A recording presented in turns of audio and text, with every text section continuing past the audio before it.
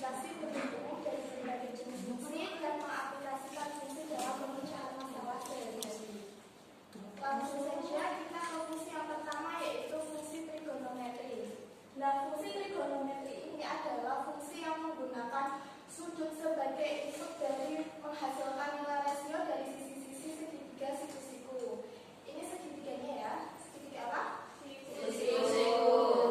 Bentar. Contoh fungsi trigonometri yaitu sinus atau yang biasa kita sebut dengan sin, kosinus atau biasa yang kita sebut dengan cos, dan tangen atau yang biasa kita sebut tan.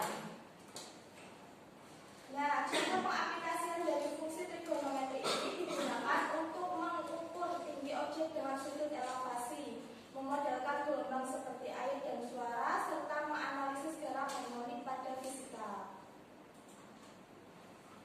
Kemudian yang kedua ada fungsi logaritma.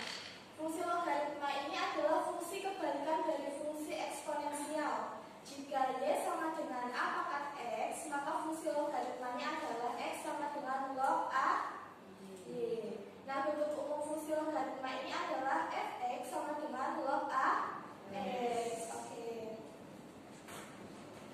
Nah, di sini ada sifat-sifat logaritma. Ada sifat yang pertama, yaitu ketika log a itu 1, itu sama dengan 0. Oke, log a-nya itu a itu sama dengan 1. Kalau log a-nya itu x kali y itu sama dengan log a kali x tambah log a y. Ya, kemudian sifat yang ketiga ada log a x pangkat n itu sama dengan n kali log a x. Nah, sifat yang terakhir yaitu log a x per y itu sama dengan log a x min log a y. Benar.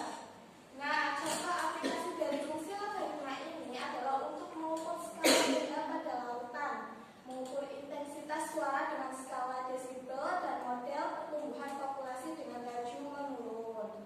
Kemudian kita lanjut ke fungsi yang terakhir, yaitu fungsi aljabar. Nah, fungsi aljabar ini adalah fungsi yang terdiri dari operasi aljabar seperti penjumlahan, pengurangan, perkalian, pembagian, dan perpangkatan. Contoh fungsi aljabar ini adalah fx sama dengan 3x kuadrat ditambah 5x min 7. Nah, di sini juga ada sifat-sifat dari fungsi aljabar. Sifat yang pertama yaitu fungsi aljabar dapat berupa fungsi linier, kuadrat, kubik, atau pecahan. Sifat yang kedua yaitu operasi antara dua fungsi aljabar selalu menghasilkan fungsi aljabar. Dan sifat yang terakhir, derivatif dari fungsi aljabar menghasilkan fungsi aljabar. Kemudian contoh aplikasi dari fungsi aljabar ini untuk menyusun persamaan gerak benda dalam fisika, menghitung keuntungan atau kerugian pada bisnis, pemodelan masalah ekonomi seperti penawaran dan permintaan. Gimana anak-anak? Apakah sudah jelas? Jelas. Sampai sini ada yang ingin ditanyakan atau masih ada yang bingung? Enggak. Oke, karena kalian sudah paham semua, itu ada kuis.